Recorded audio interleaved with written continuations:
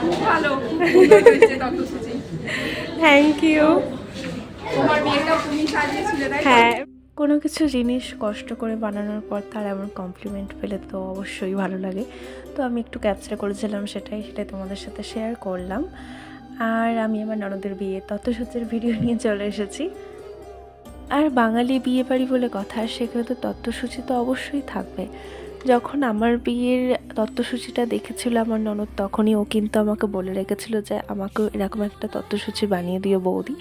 আমি তো তখন থাকতেই ভাবছিলাম যে কী বানানো যায় বা কেমন বানানো যায়, জিনিসটাকে আর কতটা সুন্দর করা যায়। তার জন্যই আর কি এগুলো আমি ব্যাঙ্গালোর থেকেও কিছু কিছু জিনিস তৈরি করে নিয়ে গেছিলাম, আর ওখানে গিয়েও পুরোটাকে ফিনিশ করেছি। পালকিটাকেও দেখো শুধু কতটা সুন্দর লাগছে, যদি পালকিটাও শুধু তত্ত্বসূচি করে দেওয়া যেত সেটাও কিন্তু অনেক সুন্দর লাগতো। তো যাই হোক, কুলোর ওপরেই করেছি, কারণ ওর কুলোর ওপরেই পছন্দ ছিল। আর আমি কিন্তু আমারটার থেকেও এটা অনেক বেশি সুন্দর করেছি। আসলে সবাই চেষ্টা করে যে তার হাতের জিনিসটাকে কতটা সুন্দর করা যায়, তো আমিও সেটাই চেষ্টা করেছি। তোমাদের কেমন লাগলো অবশ্যই তোমরা জানিও। জানি তোমরা আগেও অবশ্য জানিয়েছো অনেকবার, তাও একটা কমপ্লিমেন্ট পেলে সবারই অনেক ভালো লাগে, তেমন আমারও অনেক ভালো লাগে।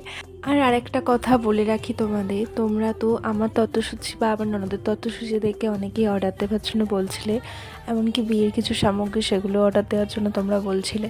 আসলে আমার এখন পরিস্থিতি ওরকম নাই যে আমি অর্ডার নিতে পারবো। যখন সুযোগ হবে তখন আমি অবশ্যই তোমাদের জানাবো, তখন আমি অর্ডার অবশ্যই নেব। আমার এইসব কাজগুলো করতে ভীষণই ভালো লাগে, কিন্তু এখন কিছু করার নেই।